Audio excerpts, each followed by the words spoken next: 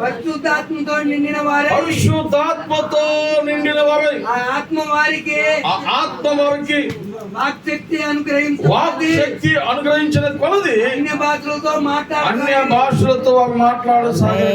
చప్పట్లు కొట్టి యేసు నామాన్ని బిగ్గరగా మహిమపరుచుకుందాం. హల్లెలూయా, హల్లెలూయా, హల్లెలూయా, హల్లెలూయా, హల్లెలూయా, హల్లెలూయా. ప్రియ దేవుని బిడ్డ, రాత్రి దేవుని యొక్క వాక్యం అంటున్న మనతో ప్రభు మాట్లాడుతూ ఉన్నాడు. దేవుని సముఖంలో చేరి మనం ఎప్పుడైతే ప్రార్థించగలుగుతామో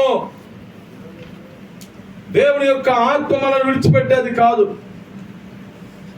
అందరూ దుఃఖముఖులైపోయి అన్నపానములు మానివేసి ఏక మనసుతో ఏకాత్మతో ఇదిగో ప్రభువుని కొనిపోయి ఆహరణమైపోయిన ప్రభువుని వారు చూసినప్పుడు దుఃఖముఖులైపోయి పశ్చాత్తాపముతో కన్నీటితో ఏక మనసుతో సహోదరులు కలిసి ఇదిగో ఏక మనసుతో ఏకాత్మ ద్వారా గెలిగెత్తి ప్రార్థించగా పరలోకం తెరవబడుతున్నది.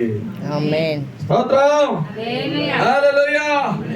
పరలోకం తెరవబడి అగ్ని జ్వాలల వంటి నాలుకలు విభాగింపబడి ఇదిగో పరిశుద్ధాత్మ శక్తి వారి మీదకి దిగి వచ్చినప్పుడు అందరూ ఏమైందంటే పరిశుద్ధాత్మతో నింపబడి ఉన్నారు. ఆ రోజే పెంతెకోస్తు పండుగ దినము.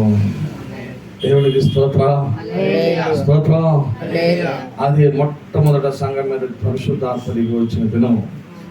ఆ రోజు నుంచి ఈ రోజు వరకు దేవుడు ఎవరిని విడిచిపెట్టకుండా అందరం దేవుడు పరిశుద్ధాత్మతో నింపుకున్న దేవుడుగా ఉన్నాడు. దేవుడికి స్తోత్రం కలుగును గాక, దేవుడికి స్తోత్రం కలుగును గాక. హల్లెలూయా.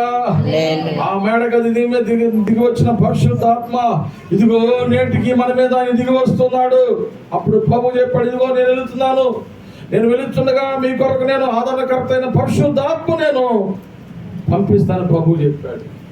కనుక ఆదరణకర్త అయిన పరిశుద్ధాత్మ దేవుడు ఈ కుటుంబాన్ని ఆదరించును గాక, ఈ బిడ్డను ఆదరించును గాక.